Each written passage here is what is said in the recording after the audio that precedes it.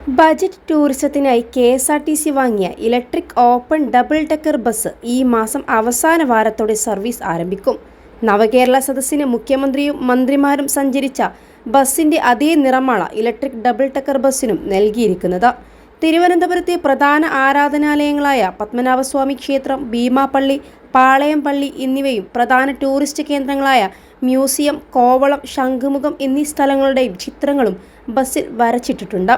ബസ്സിന് മുകളിൽ 35 സീറ്റും താഴെ 30 സീറ്റുകളുമടക്കം ആകെ 65 സീറ്റുകളാണ് ഇലക്ട്രിക് ഓപ്പൺ ഡബിൾ ഡെക്കർ ബസ്സിലുള്ളത്. LED display, music system, stop button എന്നീ സംവിധാനങ്ങളും ബസ്സിലുണ്ട്. ഇറങ്ങേണ്ട സ്ഥലങ്ങളുടെ വിവരങ്ങൾ LED ഡിസ്പ്ലേയിൽ തെളിയും. യാത്രക്കാർക്ക് ഇറങ്ങേണ്ട സ്റ്റോപ്പ് എത്തുമ്പോൾ അവരുടെ സീറ്റിൽ സ്ഥാപിച്ചിരിക്കുന്ന സ്റ്റോപ്പ് ബട്ടൺ ഞെക്കിയാൽ മതിയാവും. ഇപ്പോൾ ആളുകൾ ഇറങ്ങാനുണ്ട് എന്ന സന്ദേശം ഡ്രൈവറിന് ലഭിക്കും.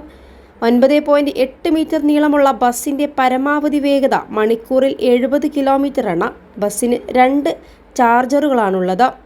ഒരു തവണ ഫുൾ ചാർജ് ചെയ്താൽ 180 കിലോമീറ്റർ മുതൽ 240 കിലോമീറ്റർ വരെ ഇതിന് സഞ്ചരിക്കാൻ സാധിക്കും. ബസ് പൂർണ്ണമായും ചാർജ് ചെയ്യാൻ 1 മണിക്കൂർ സമയമെടുക്കും. മണിക്കൂറിൽ പരമാവധി 70 കിലോമീറ്റർ വേഗതയുണ്ടെങ്കിലും ഇപ്പോൾ 60 കിലോമീറ്റർ വേഗതയിലാണ് സെറ്റ് ചെയ്തിരിക്കുന്നത്. +2 ഡിഗ്രി കഴിഞ്ഞവർക്ക് വേൾഡ്സ് ഫസ്റ്റ് AR/VR ക്ലാസ് റൂമിലൂടെ സ്മാർട്ട് ഫോൺ എഞ്ചിനീയർ ആവാം. കൂടുതൽ അറിയാൻ വിളിക്കൂ ബ്രിഡ്കോ ആൻഡ് ബ്രിഡ്കോ.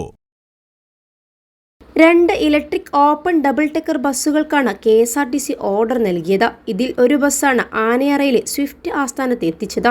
കേന്ദ്ര സർക്കാരിന്റെ സ്മാർട്ട് സിറ്റി പദ്ധതി പ്രകാരമാണ് ബസ് വാങ്ങിയത്. മുംബൈയിലെ സ്വിച്ച് മൊബിലിറ്റിയിൽ നിന്ന് വാങ്ങിയ ബസ് റോഡ് മാർഗമാണ് തിരുവനന്തപുരത്ത് എത്തിച്ചത്. 1.90 കോടി രൂപയാണ് ഒരു ബസ്സിന്റെ വില. തിരുവനന്തപുരം നഗരത്തിൽ നിലവിൽ സാധാരണ ഡബിൾ ഡെക്കർ ബസ് നഗരത്തിൽ സർവീസ് നടത്തുന്നുണ്ട്. ഇതിൽ സഞ്ചാരികളുടെ തിരക്കാണ്. തലസ്ഥാനം കാണാനെത്തുന്ന വിനോദസഞ്ചാരികളും ഇതിൽ യാത്ര ചെയ്യാറുണ്ട്. ഇതിനു പുറമെ നഗരയാത്രക്ക് 10 രൂപ മാത്രം ഈടാക്കുന്ന ഇലക്ട്രിക് ബസ് സർവീസുകളും ലാഭത്തിലാണ്.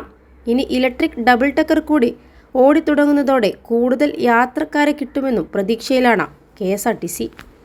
21 ലക്ഷത്തോളം സന്തുഷ്ടരായ ഉപഭോക്താക്കളും 2 ലക്ഷത്തോളം തിമിര ശസ്ത്രക്രിയകളും പൂർത്തിയാക്കിയ മലബാറിലെ ഏക കണ്ണാശുപത്രി Al Salama eye hospital road, Perinthalmanna.